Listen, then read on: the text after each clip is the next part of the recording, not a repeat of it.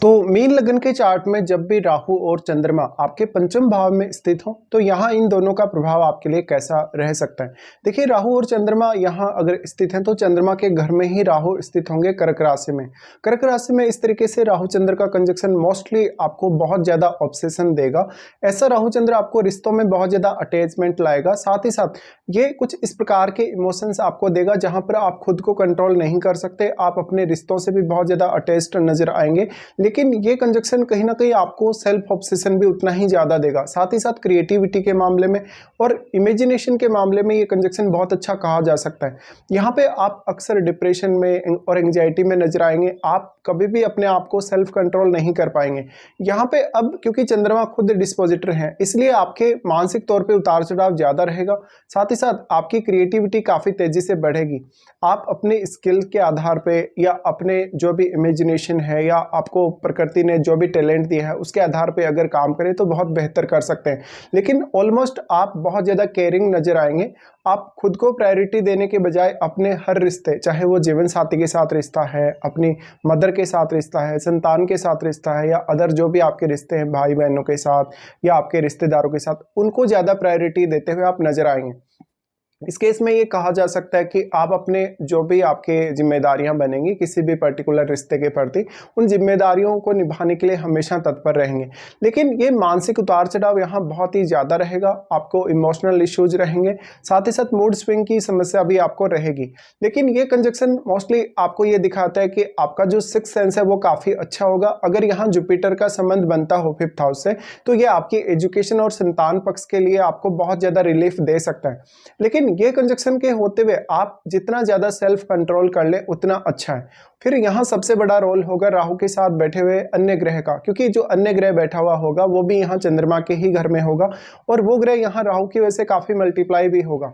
तो इस वजह से उस ग्रह का प्रभाव चंद्रमा पर बहुत अधिक रहने वाला है।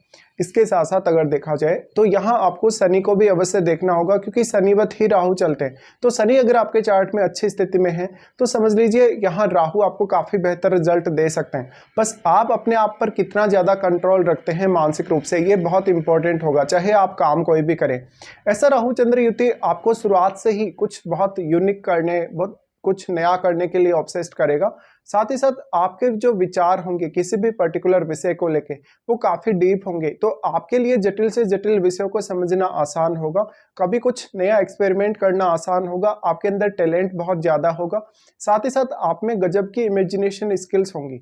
इसी तरीके से इसका जो प्रभाव होगा आपकी जो बात आप दूसरों को बोलेंगे, यानी आपके बात कहने के तरीके पर भी पड़ेगा। और साथ ही साथ आप हर बात पर बहुत जल्दी प्रतिक्रिया देते हुए नजर आ सकते हैं।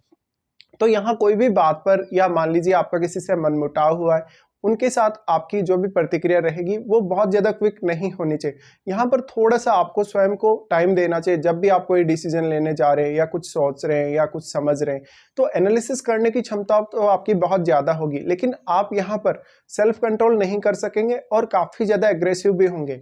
अब मान लीजिए अगर यहाँ राहु के साथ कोई एग्रेसिव प्लैनेट स्थित होता है जैसे मंगल या इवन सूर्य, तो ऐसे में चंद्रमा पर बहुत ज्यादा एग्रेशन का जो प्रभाव है वो पड़ेगा। इसलिए आपका मानसिक तौर पे आप देखेंगे कि आपके मानसिक तौर पे और भी ज्यादा मजबूती आएगी विचारों में, और आप सामने वाले के ऊपर थोड़ा हावी होते हुए भी नजर आएंगे अपनी स्किल्स के माध्यम से, अपनी बात को कहने के तरीके के माध्यम से।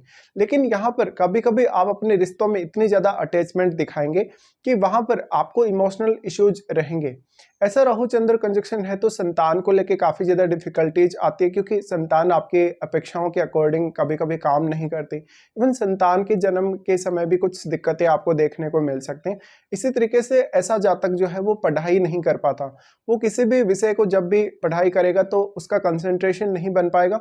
हालांकि आपके पास बहुत सारी स्किल्स हैं ये कंजक्शन के होते हुए, बट आप जब खुद को कंसंट्रेट नहीं कर सकेंगे और किसी भी पर्टिकुलर मामले पर बहुत अच्छे से फोकस नहीं कर सकेंगे तो आपका जो ज्यादातर समय है वो व्यर्थ जाएगा, आपके स्किल्स व्यर्थ जाएंगे और आपका हार्डवर्क व्यर्थ जाएगा। तो ऑलमोस्ट ये कहा जा सकता है कि इस कंजक्शन की वजह से लगभग आपकी प्रत्येक प्लानिंग करते हुए आपको बहुत ज्यादा समय लग सकता है। इससे आपकी एनर्जी वेस्ट होगी और फालतू का प्रेशर आपके ऊपर आएगा। अगर इसको हम दृष्टियों के हिसाब से देखेंगे तो राहु सबसे पहले आपके नवम भाव पे दृष्टि डालते हैं। जब चंद्रमा के साथ इस तरीके से राहु बैठे हो और अगर नवम भाव पे दृष्टि डालें तो ये फॉरेन ट्रेवल के लिए अच्छा कहा जा सकता है। आपकी संतान के पर्पज से या आपकी खुद की एजुकेशन के पर्पज से आप विदेश जा सकते हैं, इवन विदेश में सेटल्ड भी रह सकते हैं। अब यहाँ पे क्योंकि जो राहु दृष्टि डाल रहे हैं वो आपके नवम भाव पे दृष्टि डाल रहे हैं और वो मंगल का घर है। मंगल का घर होने की वजह से ऐसा राहु आपको आध्यात्मिक या धार्मिक कार्यों की तरफ भी काफी तेजी से अग्रसर करेगा। दूसरे देशों की संस्कृतियों के बारे में समझने, दूसरे देशों का जो भी व्यवहार है लोगों का या लोगों की जो थिंकिंग है या और भी कुछ ऐसे मामले जुड़े हो सकते हैं नवम भाव से जिसके बारे में आप कुछ नया एक्सप्लोर करें, तो यहाँ पे आपकी जिज्ञासा बहुत ज्यादा बढ़ेगा राहु चंद्रमा के साथ होते हुए। लेकिन आप खुद को कितना ज्यादा कंसंट्रेट कर पाए उतना ही ज्यादा आपको यहाँ फायदा मिलेगा। राहु का नवम भाव पे दृष्टि है तो ऐसा जातक घूमने फिरने में भी काफी ज्यादा रुचि रखेगा। साथ ही साथ जातक ऑलमोस्ट ज्यादातर तरीके से अगर देखा जाए लर्निंग्स के मामले में तो वो प्रैक्टिकल होगा। यानी आप कोई भी विषय में अगर आप कुछ नया सीखना चाहते हैं तो प्रैक्टिकल वे में आगे बढ़े तो ज्यादा बेहतर कर सकेंगे। राहु का दृष्टि जो नवम भाव पर है पिता के साथ मतभेद दे सकता है और बहुत ही ज्यादा एंग्जाइटी इश्यूज दे सकता है नवम भाव से जुड़े कार्यों के लिए। ऐसा जातक कुछ हद तक अपनी हायर लर्निंग के लिए ऑब्सेस्ड हो सकता है, लेकिन उसको जीवन में हमेशा उतार चढ़ाव देखने को मिलेंगे ही मिलेंगे।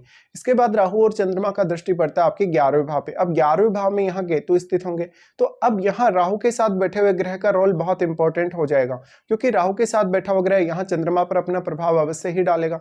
साथ साथ में यहाँ पर वो ग्रह क्योंकि राहु की वजह से काफी मल्टीप्लाई हुआ है और वो ग्रह यहाँ चंद्रमा को तो प्रभावित करेगा ही करेगा, केतु को भी बहुत ज्यादा प्रभावित कर पाएगा, साथ ही केतु के साथ बैठे हुए ग्रह को भी। तो अब आपको देखना होगा केतु के साथ जो बैठा हुआ प्लेनेट है उसका संबंध राहु के साथ कैसा है या राहु के साथ बैठे हुए ग्रह के साथ उसका संबंध कैसा है।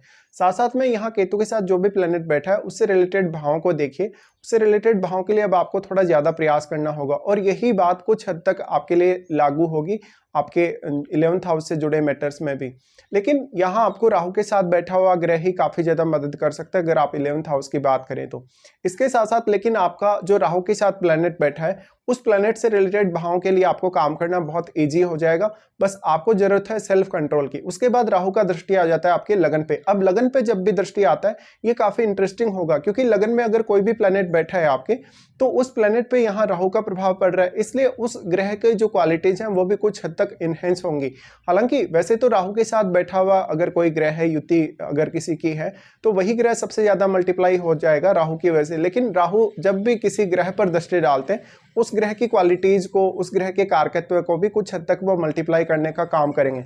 तो अब कहीं ना कहीं जुपिटर अगर आपके चार्ट में इतना स्ट्रांग नहीं है तो आपके लगन में बैठे हुए ग्रह का प्रभाव आपकी पर्सनैलिटी पर बहुत ज्यादा हो सकता है राहु की दृष्टि होने की वजह से।